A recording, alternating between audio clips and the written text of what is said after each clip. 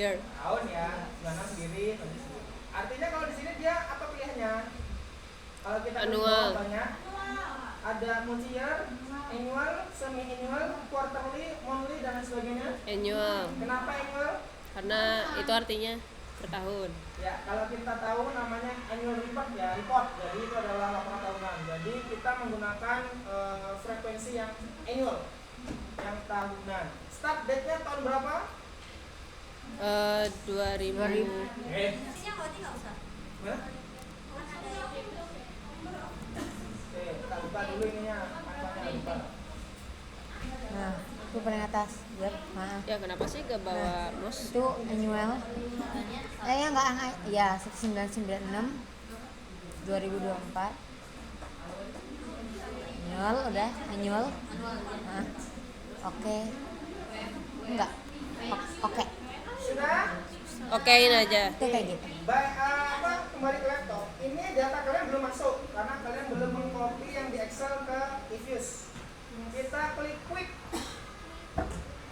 Quick. Yang atas, sebelahnya prop sama setengah tengahnya option. Ada banyak kan sampel. Kita Iya, pilih makanya. empty group. Dia beneran dari situ toh.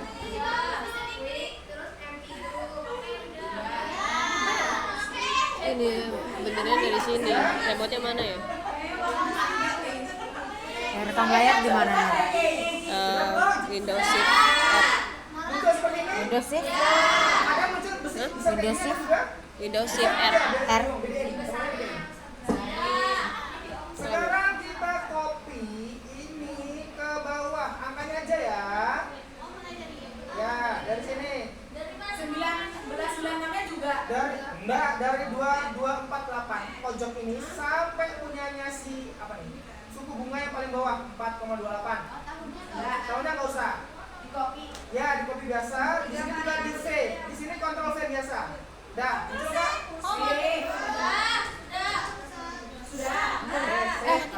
Data. Bentar San, baru buka datanya. Kapan sih kita nggak berisik tuh? Aduh, Aduh San. keliru deh. Sudah? Bentar San, mau buka data eFuse. Iya.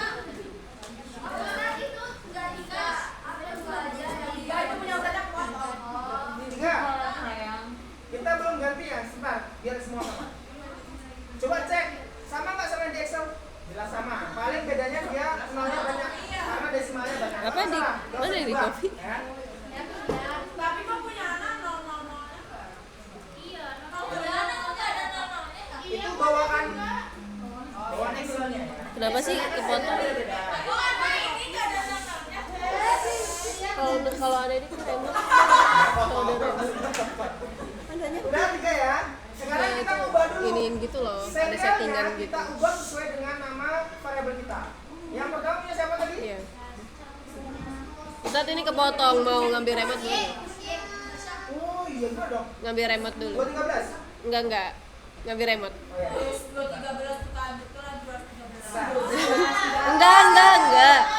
Bisa dibenerin, bisa. Saya coba jangan kelihatan ya.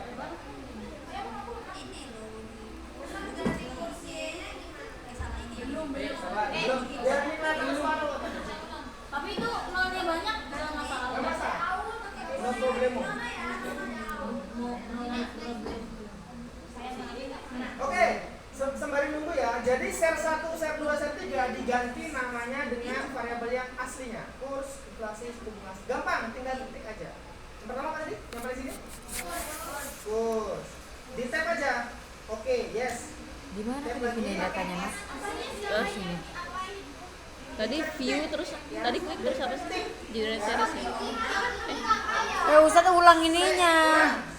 Ulang dari awal. Apa namanya ini kursornya ke masing-masing yang belum dikasih ganti nama. Share 2 ya saya contoh ya. Apa ya tadi? Ganti. Apa yang kedua saya lupa? Inflasi. Inflasi. Tab. Yes. Yang terakhir suku bunga. Oh, aku nge-copy ini. Ustaz ulang supaya kau belum masukin data. Ini kayak tadi datanya tuh loading banget Ustaz. Nama yang belum berhasil diganti. Ini baru pertama nih. Pertama banget. Bedanya apa? Kurs inflasi suku bunga. Ini nah. Nggak ada. Nah, ada tamu ini mana? Enggak. Ih, Ustaz, bisa kontrol Z gitu nggak sih? Nggak bisa. Nanti dari dua-dua ini sampai angka 15. Saya mengaku bisa. Saya mengaku bisa. Saya mengaku bisa. Udah ganti belum? Oh, mana? Di atas ada remote kayaknya. Remote buat benerin. Hah? Yang di Jadi di atas. udah. Udah. Supaya dia ketinggalan satu, ketinggalan semua, weh. Ini gimana? Ya udahlah kalau nggak ke ini. Ini yang kopi ini. Oke. Share 1 kurs. Share 1 kurs, share 2 inflasi, share 3 suku bunga. Kalau mau tambahin ini juga boleh.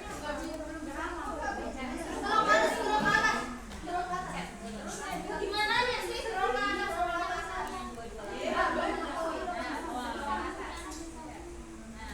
Tapi kok yang kepencet nomornya ya Ustaz? Enggak. Di scroll ke atas. Oh, yang ininya ya, kertasnya. Yang hitam-hitam itu. Jangan sampai hitam. Iya, itu buat masuk ke aplikasinya. Itu aplikasinya. Bisa cara pulang dari awal gimana? Tapi gue sering.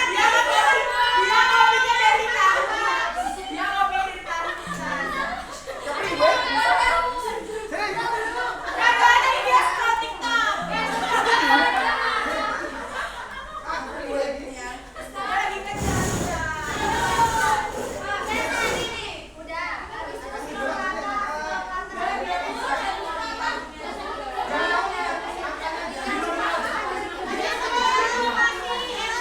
Nah, kan ada es kecil di sini. Ini loh, tadi kan ada es kecil di sini. Ya, di sini nih. Ini es aja. Kalau sudah yes. Es yang gini loh, es yang gini yang gini. Jadi kalau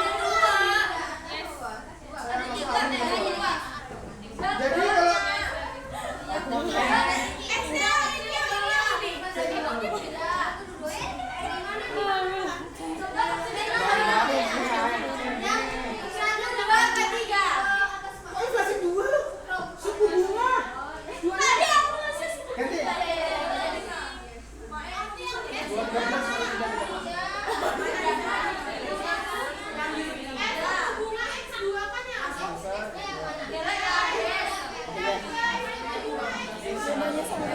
Hah? Selesai. Tadi itu mana ya langkahnya? Yes.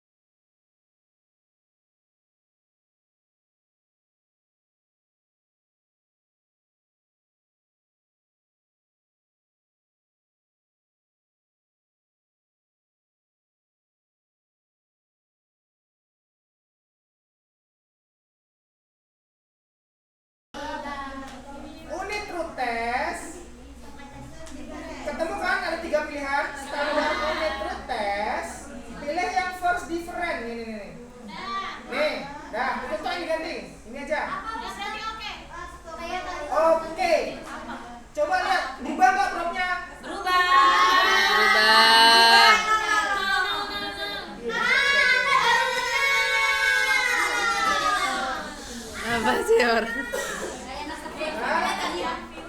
Nah, kalau begini berarti sudah stasioner apa belum? Kalian foto atau screenshot atau mengganti mengubah ke Word-nya, interpretasinya begini kalau sudah stasioner. Nilai pro pada tingkat first difference diperoleh sebesar 0,0000, lebih kecil dari 0,05. Sehingga variabel kurs setelah stasioner pada tingkat first difference, akhirnya dia sudah sesuai syarat data ARDL.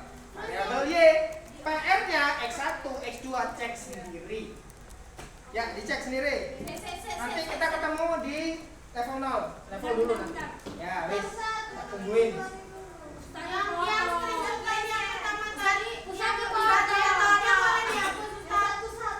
Loh, bukan kata-kata ini. Oh. Kata-kata gitu.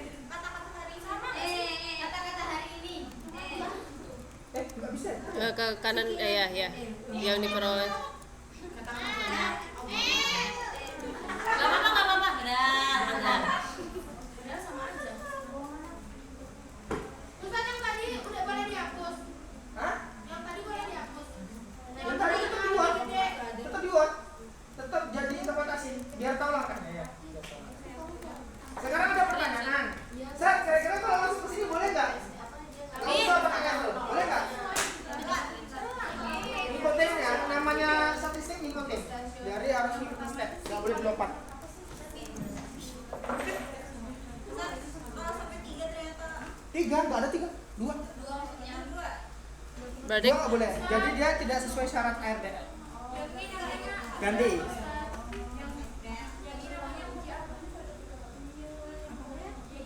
Berarti ini udah First difference, uji stasioner.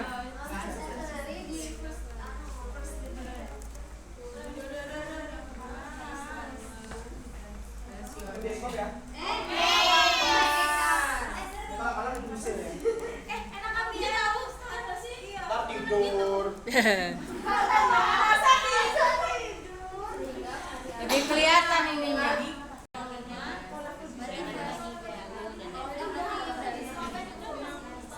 stop. Jangan save. Save dong. Wah, di stop dari tadi.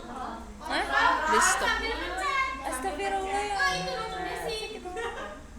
Sudah. Makanya kasih lamos. Kalau Ya, iya sudah bisa. keblok Oh, I break semua, Iya. kita klik kanan. Muncul. Oke. Mau klik open as equation. Open as equation.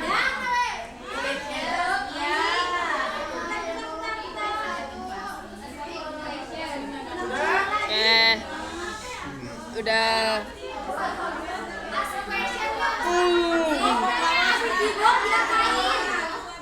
Wes. Ya kelewat temennya. Temen kasih tahu. Diklik kan hilang semua. Klikkan sini. Lepas kontrolnya. Iya, dilepas. Open as. Sudah? Oke, perhatian, bentar. Ini kenapa kita munculkan equation estimation itu kita mengubah model ya. Kalau di regresi Y sama dengan A plus BX, ingat? Iya. Ada konsumsi koefisien. Kita nggak pakai itu, kita pakai delta. Alpha, beta, delta ada kan? C, Iya. D, delta. Kita ubah dulu metodenya ke ARDL. Muncul kan? Ada. Sudah? Oke. Kenapa saya maksud delta? Nanti di dalam kolom apa namanya ini, kolom dialog kita mengubahnya seperti ini. Ini kampus ya.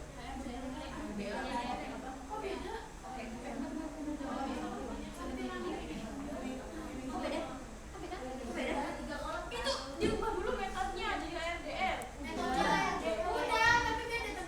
Ya, ada beda nggak apa-apa. Yang penting muncul data dialog itu. Ini kan masih belum kita ubah tuh, masih inflasi S1 dulu. Nah, kita ganti. Ini mengikuti sesuai nama kalian ya, sesuai yang sudah kalian namakan apa. Kalau misalnya Iya. kurs dikasih bunga. Depannya kasih kata D atau huruf D besar, buka kurung nama variabel tutup kurung spasi delta, buka kurung nama variabel tutup kurung spasi lagi delta 11. Coba lanjutkan.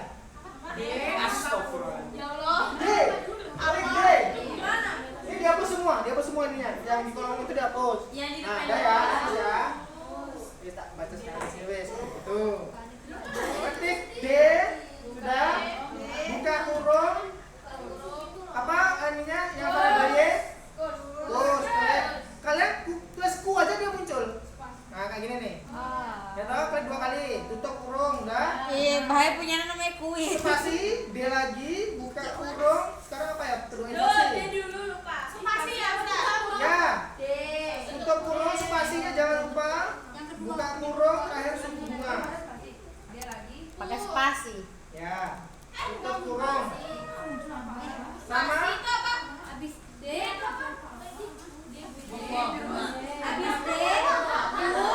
inflasi Ingat ya, Y-nya itu kurs. X1-nya inflasi, X2-nya suku bunga. Jadi Y kalau bisa sama P sama Oh, sumpah udah minus kecil kali. kecil. Udah, kalau udah dikasih delta kayak tadi, delta variabel, kita klik OK. Sudah digambar di sini, tulis Oke. OK. Muncul nggak? Belum selesai. Ini baru integrasinya. Yang ketiga apa itu? Sama?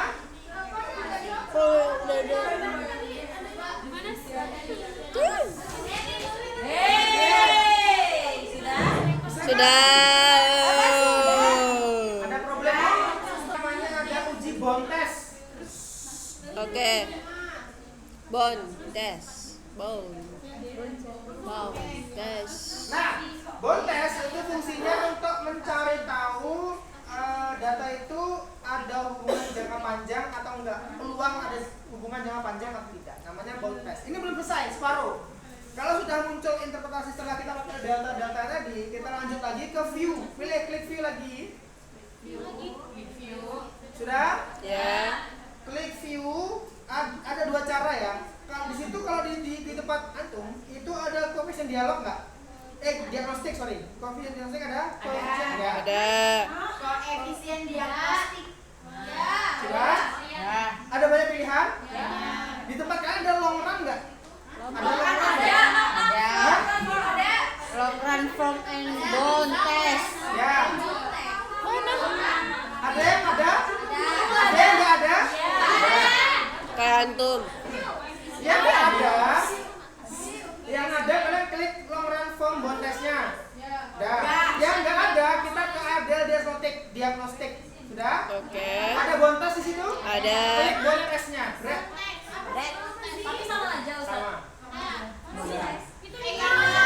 Sama, kadang sama banget sama Ustaz.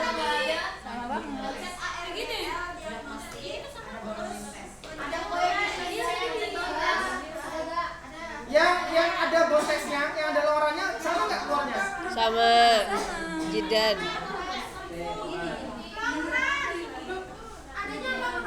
Ya berarti makanya longran. Yang ada longran ya longran. Sampai deh ada masih ada longran.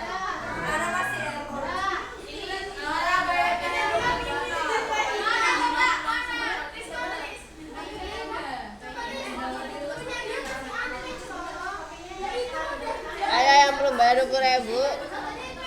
Yang dibayarin makan. Ternyata berbeda, Mama. Ayo lo. Statistik yang berapa nilainya? 6, Nah, yang 4, Oke, itu dipakai. Kita nanti sandingkan dengan angka asintotik yang 5%. Kenapa 5%? Ya, tapi Iya. signifikansinya 5%. Kita ambil yang bawah, yang 3.100 sama 3,870. Ada nggak? ada. Cara interpretasinya begini.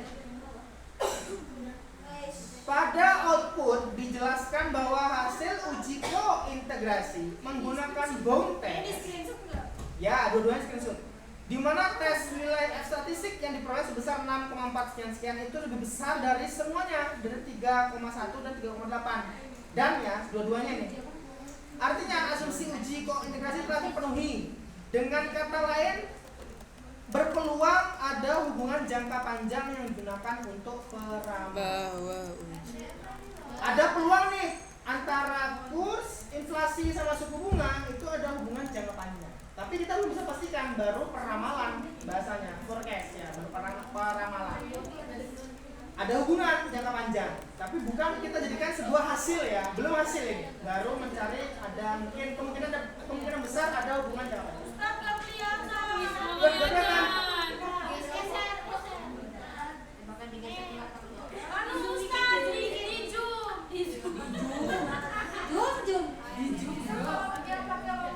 Saya sabar. Itu dulu ya. Saya yang orang tak ada di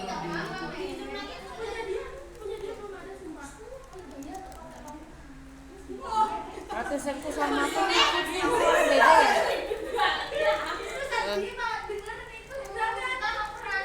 Dia nggak bisa di back gitu ya? Semuanya bisa.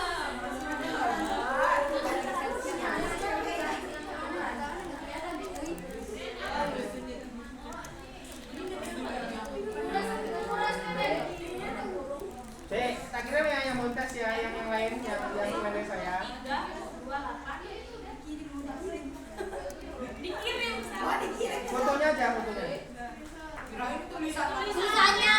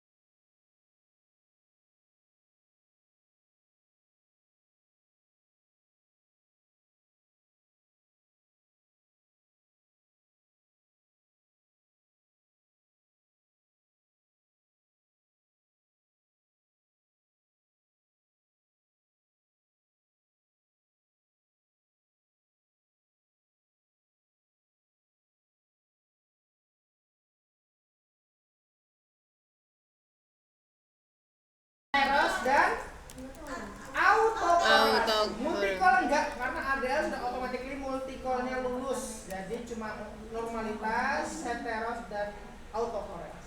Oke? Lanjut, kembali lagi ke EVIS-nya. Jangan di exit, biarin. Langsung view Ya, aja. pasti depannya view kalau uji-uji seperti ini. View, pertama kita normalitas dulu ya. Normalitas uji aplikasi view. Cari apa ya? Bisa lupa. Ini residual diagnostik. Ketemu ada? Ketemu. Ada tulisan normality di situ. Ya. Apa namanya? Histogram normality test. Klik, jebret. Muncul nggak seperti ini? Kalian jangan terlena ke visualnya, karena cuma ngelihat yang cuma sisi mana. Ya. Di view. View, residual, histogram normality test. Ini histogramnya, tapi kita melihat cuma probability-nya saja. DC. Kok mainnya beda? Iya. Min. Iya. Iya, 9 ada 8. Anak 9. Anak min 8. Anak 9. Anak min 14. Anak 14. 15. Ya. Aduh. Min 9 juga. Tapi 78. 78 Usahanya bingung. Kita fokusnya ke probability-nya. Ada yang kecil nggak? Anak gede.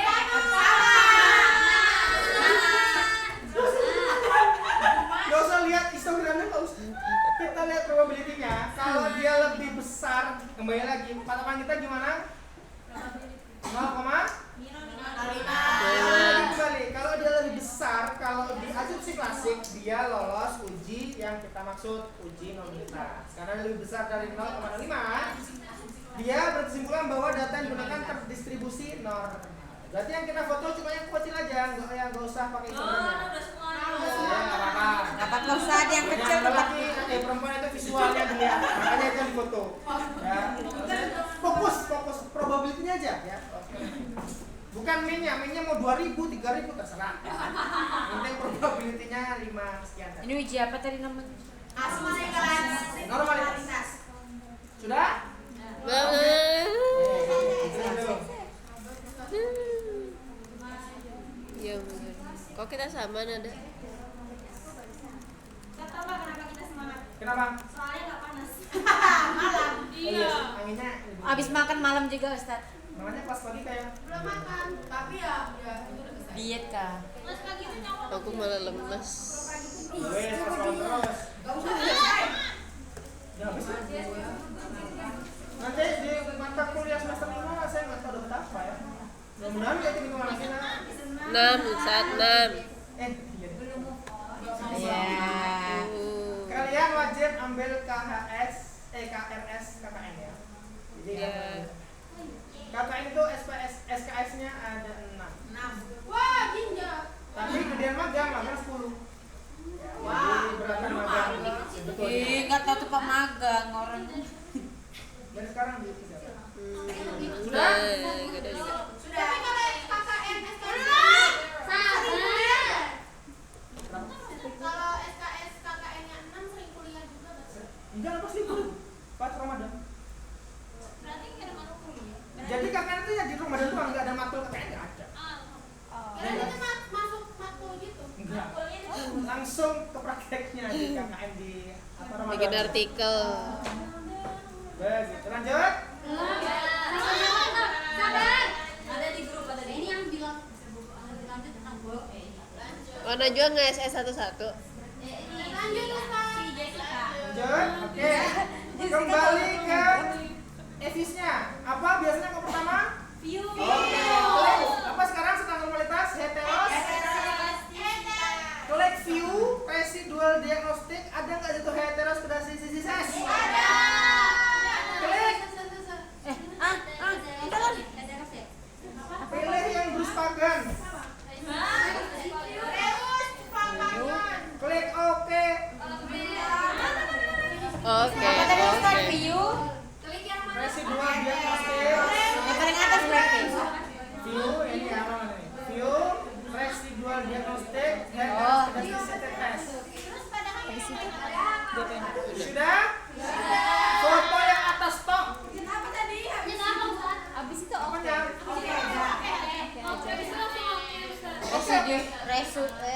Bros pagannya di oke karena kita tes di dalam heteros itu bros pagan ya. Oke. Heteros. Foto pindahkan ke Word, kita estimasi, kita interpretasi. Kita lihat ops R square yang C square-nya. Lihat ops R square itu berarti di sini ya kalau C square ya. Berarti 0 berapa? Berarti ya doang. 7 0 9 sama enggak? Oke, kembali lagi. Answer-answernya asumsi klasik berapa? 0,0. Ya, kalau dia lebih besar dari 0,5 dia lolos uji yang kita maksud, yaitu uji heteroskedastisitas. Ada yang mau isi nggak? Amazing. Ini uji heteros. Uji hetero. Ini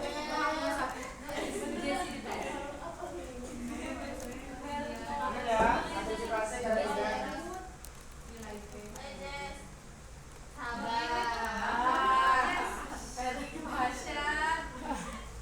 Jangan nyolot nanti kan. Gue diketikin loh. Baik. Ini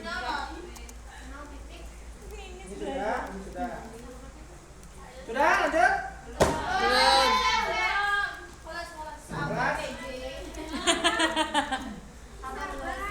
Ana baru ini loh, ngopi dari tadi nulis sendiri. Love you Jessica. Sudah? Sudah. Kita kembali ke e-views-nya. Seperti biasa, klik apa? Untuk View. uji apa kita sekarang? Autokorelasi. View residual diagnostik, cari ada yang namanya autocore di situ? Ya nggak ada. Kita cari yang serial correlation. Ada serial correlation? Ya ada. Klik. Sama Lex-nya pakai 2 nggak apa-apa. Sama?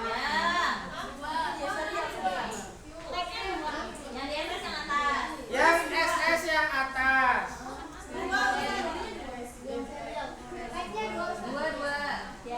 Uji apa? Ya. Itu bawaannya defaultnya jangan dirubah. Ini uji apa Ustaz? Asumsi.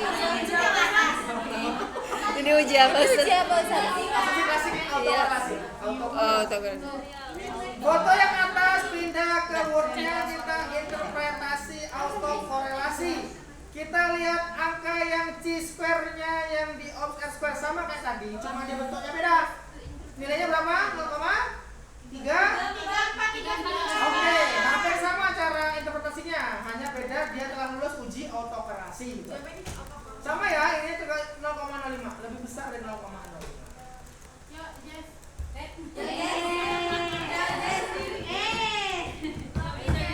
Milo Noor. Jangan salah.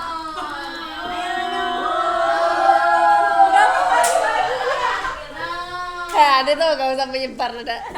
Dia akan memberikan kita rekaman video guys, sabar. Guys ya, jadi dalam uji asumsi klasik ini kan kita nyantai aja ya, benar gitu ya. Kadang-kala kalau kalian skripsi,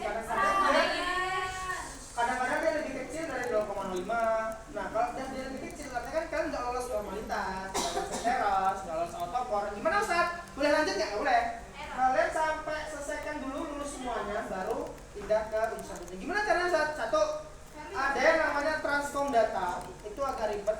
Kalau mau lihat caranya saya nggak ngajarin karena panjang lagi, pusing lagi kalian. Nanti dipelajari sendiri. Atau kalian selain mengubah transform data atau mengubah data bahasanya dengan menggunakan regresi segala macam, atau ganti uji. Misal contoh tadi kan kita pakai Bruce Pagan di heteroskedastisitas.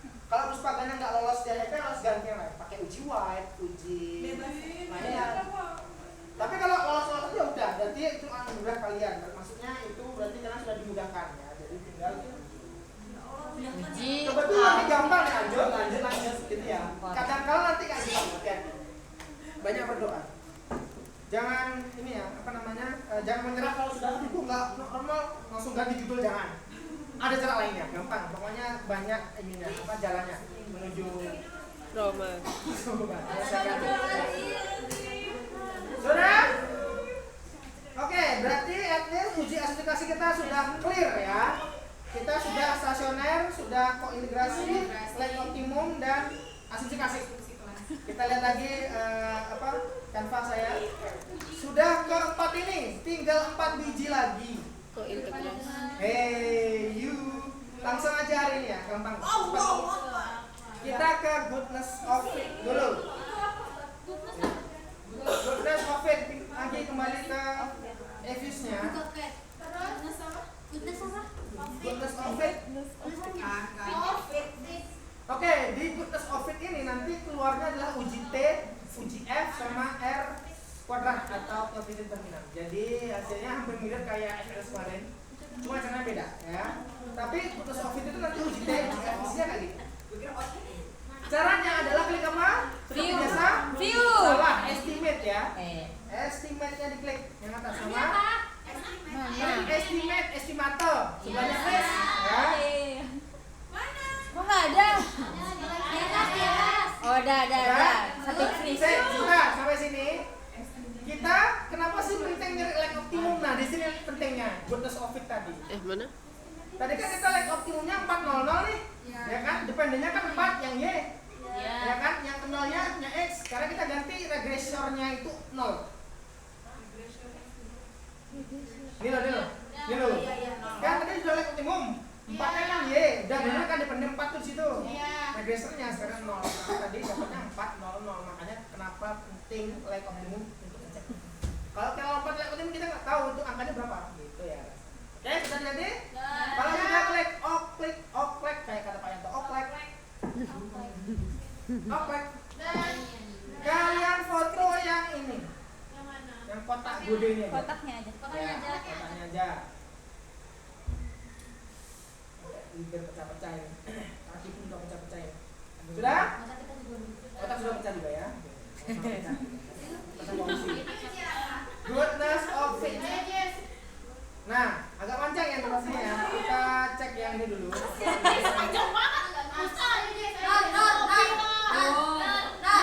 Sama? Ini gak kuat jam segini ngantuk.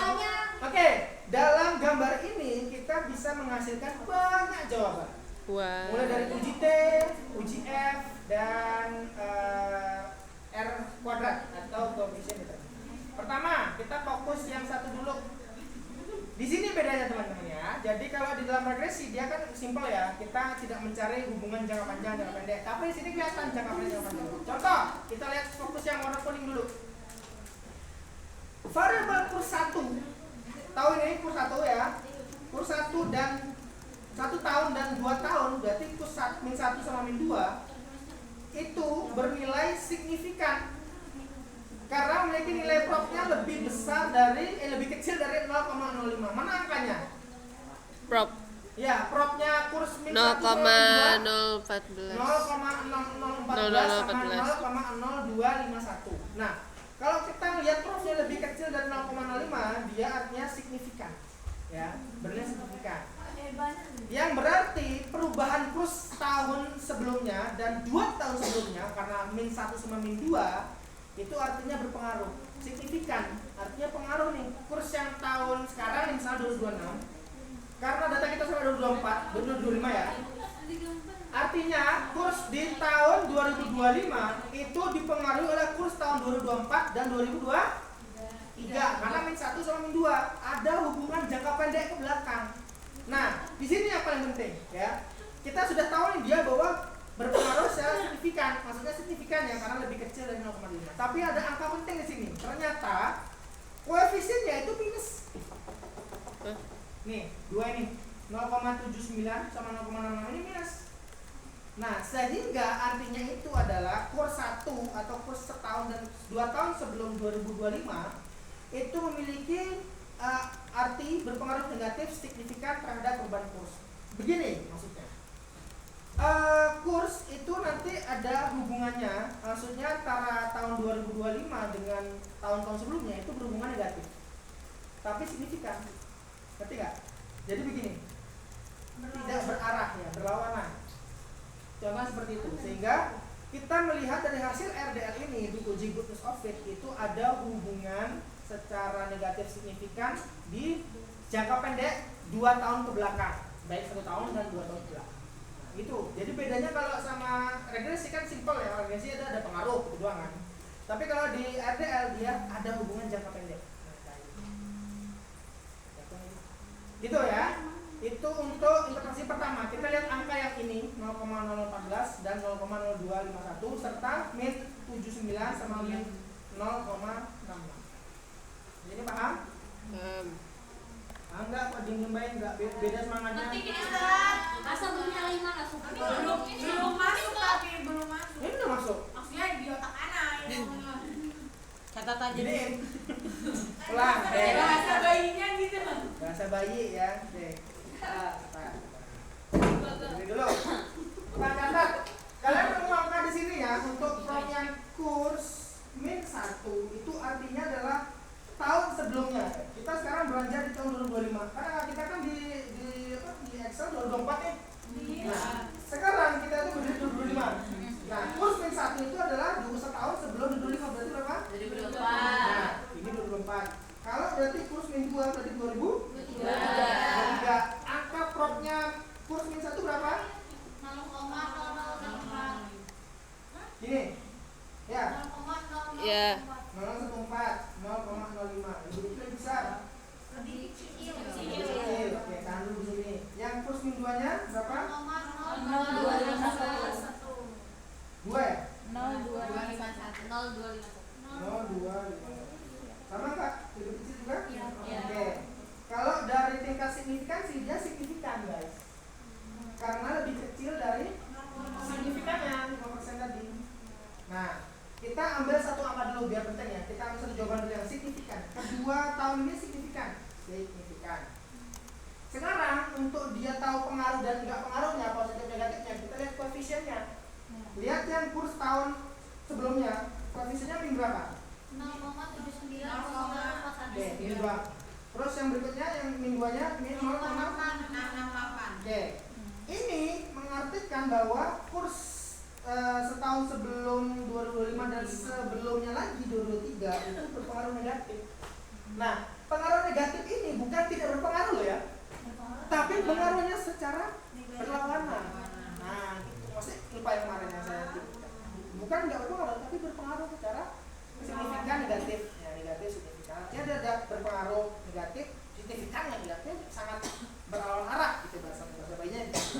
Kalau kita ngambil jawaban artinya kan di tahun 2024 dan 2023 dia berpengaruh secara negatif untuk kurs tahun 2025 tapi kembali perubahan negatif signifikan.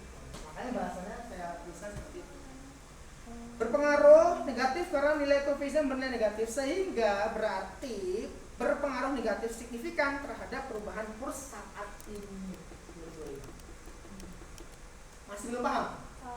Paham nggak? Nah, sekarang kita lihat kurs yang min 3 sama min 4 itu signifikan nggak?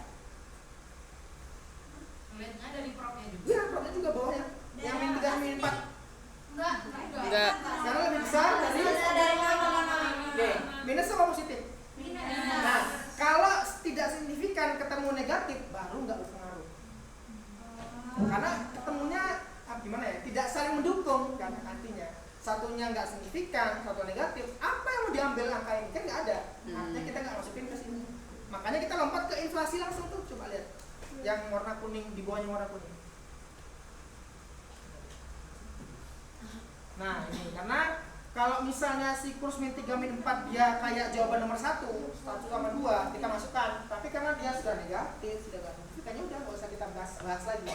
Kita pindah ke X1 sama X2, inflasi dan suku bunga. Kita lihat yang kedua. Sampai sini paham? Itunya beda. 3-4-nya kayak gitu nggak? Gak apa-apa.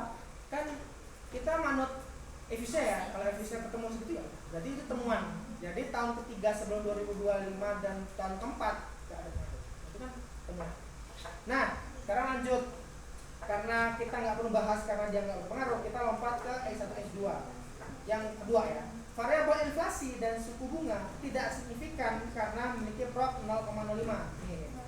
Nih, ingat ya, kita langsung lompat ke inflasi yang ini 0,124 sama 0,443. Nah, dia kan lebih besar daripada 0,05. Dia nggak signifikan.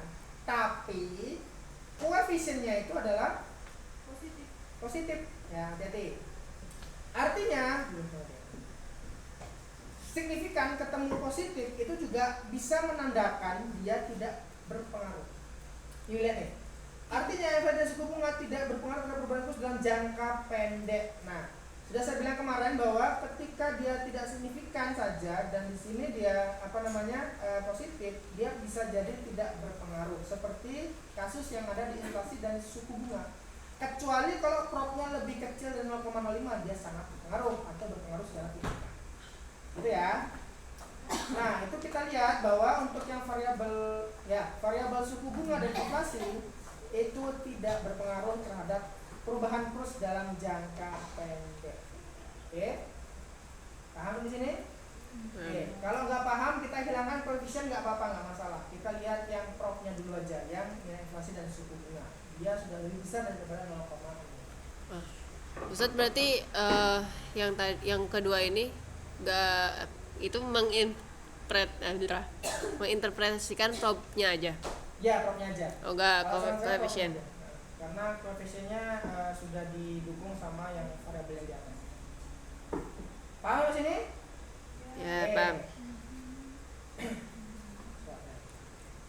Berikutnya, karena kita sudah membahas tiap variabel, baik itu kurs, inflasi dan suku bunga, kita lihat lanjut ke F-test-nya atau secara simultan ya. T kemarin kan parsial ya. F itu simultan, masih ingat? F itu Iya. simultan bersama-sama, T itu parsial. Sekarang kita ke F-test-nya, berarti dia secara simultan apa masalahnya? Bersama-sama. Kita lihat angka yang paling bawah, prop F-test statistik yang ini. Nih, 0,006234 ya. Kalau kita sandingkan dengan signifikansi 0,05, dia lebih kecil. Artinya model ini itu secara bersama-sama berpengaruh terhadap kurs. Atau statusnya fit itu berpengaruh secara F-test ya, secara bersama. Ya. Terakhir untuk yang di data ini adalah kita melihat R-square-nya atau koefisien determinan ya. Kayak kemarin mirip kayak SPSS, adalah angkanya yang ini 0,616670. Nih. Ini ya.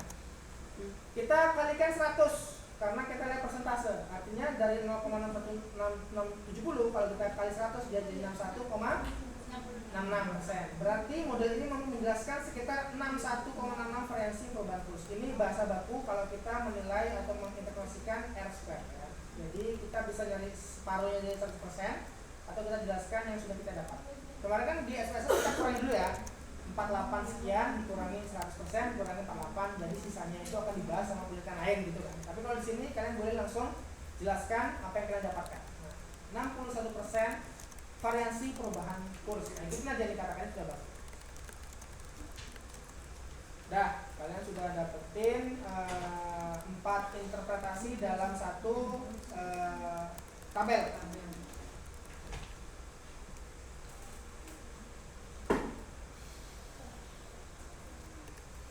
Udah, ini cuma ini aja. Ini cuma kesimpulan aja. Nah, kesimpulan aja. Ya, ini cuma kesimpulan aja. Kalau mau dipakai boleh untuk nyimpulin semuanya itu. Oke, thank you. Bener. Bagaimana kalian? Halo kan? Ya, berdasarkan uji parsial, ini saya simpulkan lagi. Berdasarkan uji parsial atau uji T yang atas. Tadi ini uji T ya jatuhnya ya. Sendiri. Hanya perubahan kurs pada 1 dan 2 periode sebelumnya yang berpengaruh signifikan terhadap perubahan negatif. Berpengaruh negatif signifikan terhadap perubahan kurs saat ini. Sementara itu, variabel inflasi dan suku bunga tidak menunjukkan pengaruh yang signifikan terhadap perubahan kurs dalam jangka pendek karena masing-masing nilai propnya adalah lebih besar daripada 0,05. Itu di sini agak banyak interpretasi karena banyak data yang bisa kita baca. Mulai dari jangka pendeknya, masing-masing variabel dan F-test serta R-square-nya. Saya yakin nggak ngerti pasti kalau saya ngomong. Paham nggak? Jadi dalam tabel ini kita bisa ketemu F-test, kayak di SPSS tadi kemarin. Mm-mm. Bedanya dia ketemunya ada hubungan jangka pendek di kurs tadi.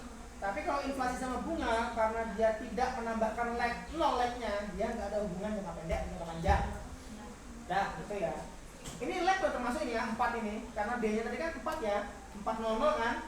4-nya punya kurs, 0-nya punya inflasi, 0 lagi satunya punya bunga. Makanya kalau 0-nya 2 seperti ini, dia nggak ada hubungan jangka panjang atau jangka pendek. Oke, jelas di sini saya jelaskan gitu. Tidak berpengaruh terhadap perubahan kurs dalam jangka pendek. Karena lag-nya 0. Itu juga bisa kalau kalian hubungan sama lag. Kalau kalian hubungan reprop tadi juga lebih gampang, jadi cuma lihat proofnya. Hah? Ustaz yang bawah. Yang bawah. Ini kesimpulan. Kalau berarti nanti kalau misalnya si inflasi ini lebih kecil dari 0,05 artinya ada pengaruh nggak? Berpengaruh. Berpengaruh ya. Tapi tergantung dia nanti berapa lagnya. Itu karena dia 0 ya udah dia nggak ada pencarian hubungan jangka panjang. Nah ini kalau kita tarik lagi ke dalam ujian Bontes, ternyata Bontesnya bukan salah ya, cuma dia masih menghubungkan mungkin kedepannya masih ada hubungan jangka panjang. Ini kan peramalan ya jatuhnya ya, sehingga kita tetap tidak menyalahkan hasil Bontes meskipun goodness-nya tidak ada jangka panjang. Nah itu hati-hati itu antara goodness sama Bontesnya. Bontesnya kan jangka panjang nih, dapat hubungan jangka panjang, terdapat hubungan jangka panjang. Nah, ketika goodness nggak ada jangka panjang, jangan disalahkan Bontesnya, itu temuan. Itu temuan. Jadi kita nggak boleh nyalain orang di Bontesnya ada hubungan kok di sini nggak ada, nggak begitu. Saling terhubung ya bahasanya ya. Di sini hanya karena dia sifatnya peramalan, mungkin akan ada hubungan jangka panjang di periode selanjutnya. Tapi di periode yang kita teliti dia tidak ada hubungan jangka panjang. Jangka pendek tahun 1 sama tahun 2 sebelum 2002. Paham? Mudah-mudahan paham ya. Semakin larut semakin tidak paham. Ustaz belum selesai yang bawah. Oh iya. Udah ada loh sama Jessie di grup, tinggal di copy Nor. Oh iya. Cepet banget dia. Disingkat-singkat ya.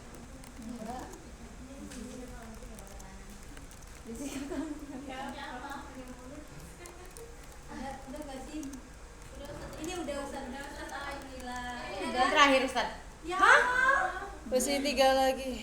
Ya, udah jangan Godness. udah nggak masuk. Godness. Iya, udah lah, jangan Ustaz. Ini kita udah ngasih, udah belubuk-belubuk. Ini udah. Sebenarnya ini nggak mampu udah. Belum lagi 3 mau kapan? Kelas lagi. Besok aja tapi malam jangan.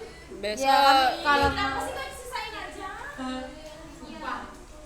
Ustaz yang 3 ini nggak panjang kan kalau pendek. Awal lagi. Tapi udah belubuk-belubuk. Uji kointegrasi, lag optimum, asumsi sama goodness. Berikutnya adalah jangka panjang. Jangka panjang ini karena saya kasih case ya sebelum kalian mulai, dia nggak muncul di FU saya. Artinya uji jangka panjang nggak ada sesuai dengan hasil di goodness of fit.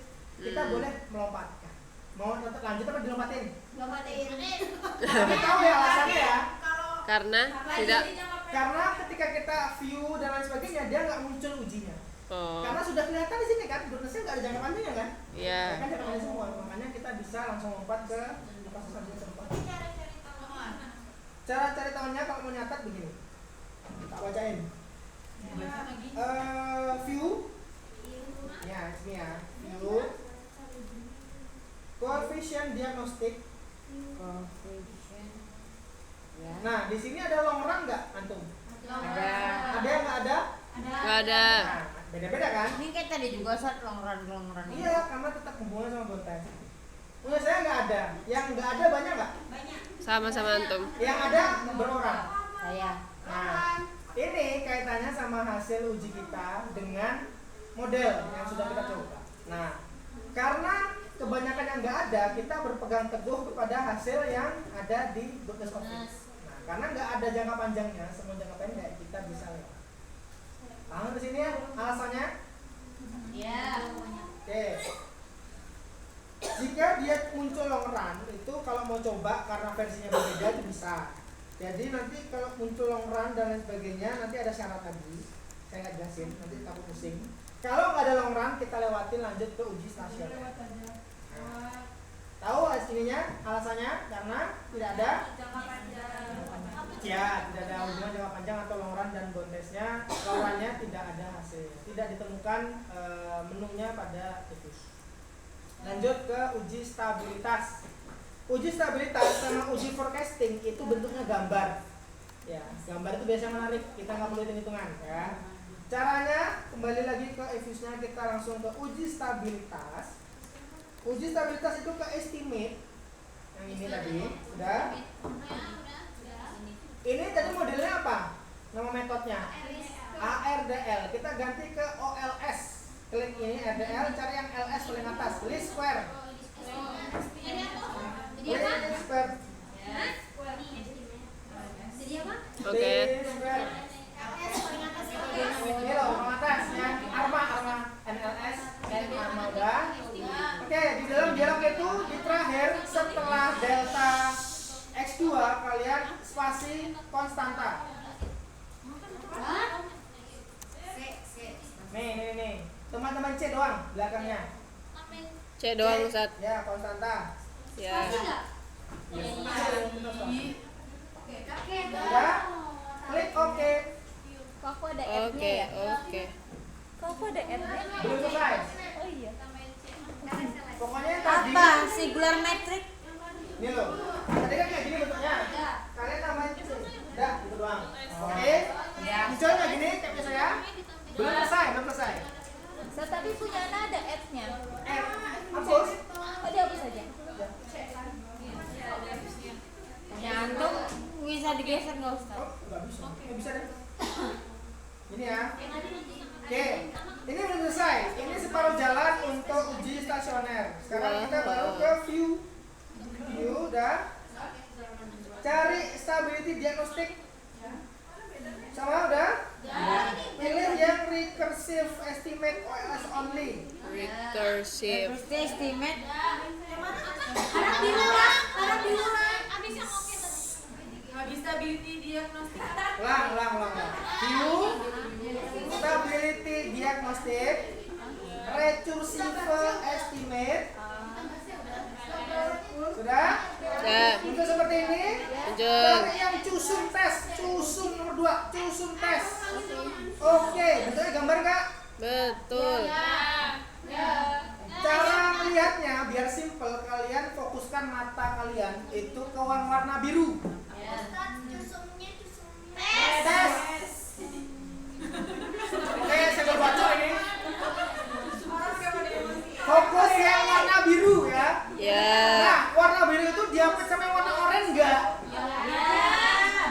Ya. Secara logik kalau apa garis yang biru itu enggak lewatin yang oranye, dia stasioner. Itu cara gampangnya. Tapi kalau bahasa bakunya begini. Garis cusum yang warna biru ini berada di dalam batas kepercayaan 5%. Ini 5% ya. Nah, ini 5% yang oranye ini. Sepanjang model pengamatan. Artinya model RDL stabil secara struktural dan dapat dipercaya dengan analisis jangka panjang. Itu yang cusum ya, cusum tes. Sudah? Belum. Outputnya yang mana tadi Ustaz? Yang atas, yang ini. Yang recu. Ini loh, kita fokus yang biru nih. Nah, kan ini nggak lewat yang oranye. Ya. Bu, ya kan yang habis dipilih tadi Ustaz, terus ya ada output. Anak punya kalau nomor 1 punya anak kelewat. Yuk. Stability. Recursive. Sudah. Yang ini. Walah, anak nomor 1. Soalnya dirinya kelewat-lewat. Ya, kelewatnya. Ada lewatnya.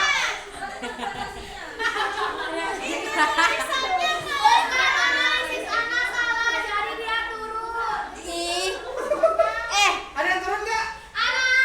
Kalau turun tadi Oh, berarti tidak. Ya, berarti ada kesalahan di awal mungkin ya. Tulisan. Artinya kalau benar ya, ini di tengah-tengah antara yang oranye ini oranye. Berarti data kalian sudah stabil. Oke, satu lagi untuk tes cusum lagi, tapi cusum yang kedua sama caranya view, Stability diagnostic. Oh. View stability diagnostic. Ya. Recursive. Pilih choosing test of square ya. Ada yang ketiga ya. yang Oke. ini. Choosing of square test sudah? Klik. Nah, birunya lewat orange nggak? Enggak. Enggak. Naik. Nggak lewat orange ya? Oke, di antara. Udah lalu. Mirip kayak tadi. Garis kusum yang warna biru ini berada di dalam batas kepercayaan 5% sepanjang periode pengamatan. Artinya model secara struktur dan varian error konstan selama periode pengamatan. Bahasanya begini aja. Kalau misalnya kalian bingung ini artinya apa, kalau dia nggak lewat orange aman gitu aja. Untuk yang uji stabilitas. Tapi untuk bahasa interpretasinya seperti ini. Mau apa? Mau pulang? Dikit lagi Ustaz.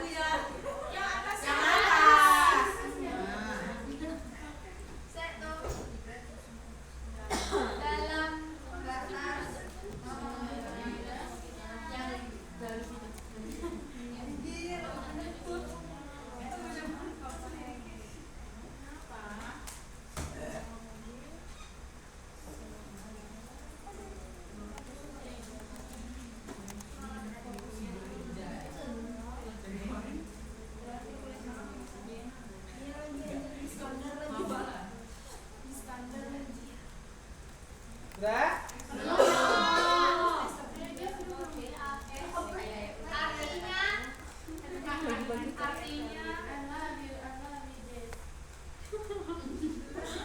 Yes.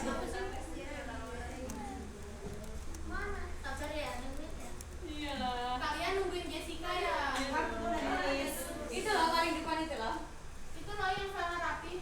Iya rapi banget. Kelihatan banget gak sih dari belakang? Makanya. Warna loh. Berarti udah ngantuk. Share dong. Bisa lah disentuh.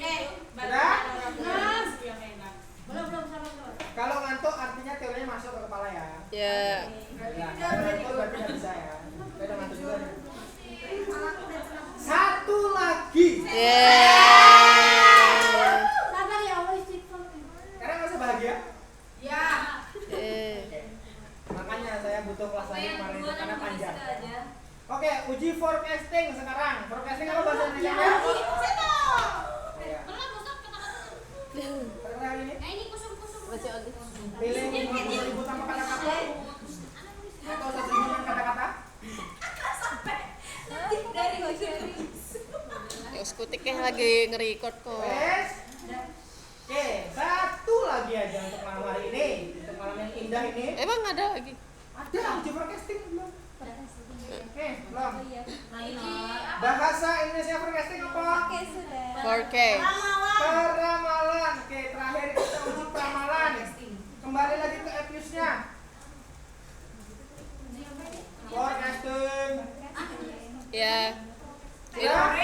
Oh, ini udah forecasting Ustaz. Ya. Oke. Cari estimate. Kembalikan ke RDL dulu. itu baru bilang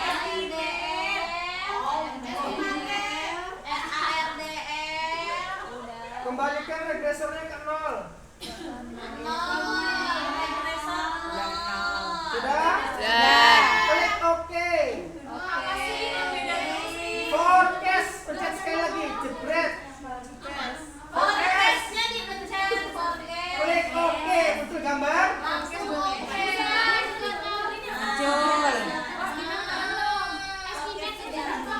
Ulang. Estimate-nya ulang ke RDL lagi. Tadi kan LS. Ganti RDL. Sudah? Terus regresor ganti 0. Oke, udah? Kan muncul kayak gini dia. Ya. Klik forecast langsung oke aja.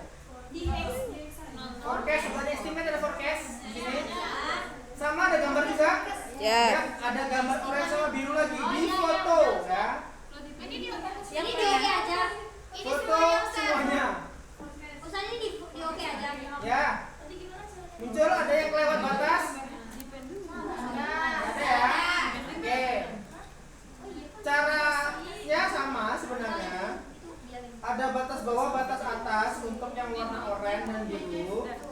Cara bacanya atau interpretasinya adalah nilai aktual atau garis biru berada di dalam batas atas dan batas bawah garis oranye sepanjang periode pengamatan. Artinya, model RDL mampu memprediksi kurs dengan baik dan stabil tanpa penyimpangan ekstrim. Dah, itu aja. Itu semua sudah kita lakukan. Tinggal kesimpulannya jelas, kita kembali ke goodness of fit-nya. Kesimpulannya ini guys, ini penting. Mampu memprediksi kurs.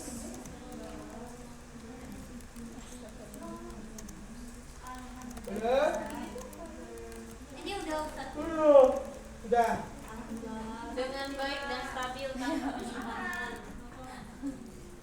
Oke, kesimpulannya apa? Apa? Kesimpulannya kita kembali ke goodness of fit bahwa ini dibaca lagi. Belum selesai gitu. Dengan ditambah forecastingnya diramalkan bahwa data ini atau data si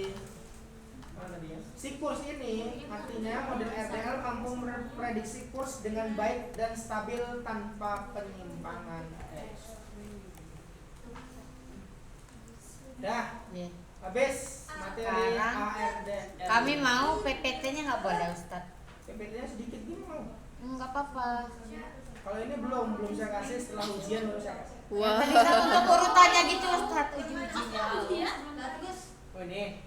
Bukan PPT ya sendiri. Boleh. Sekarang Ustadz.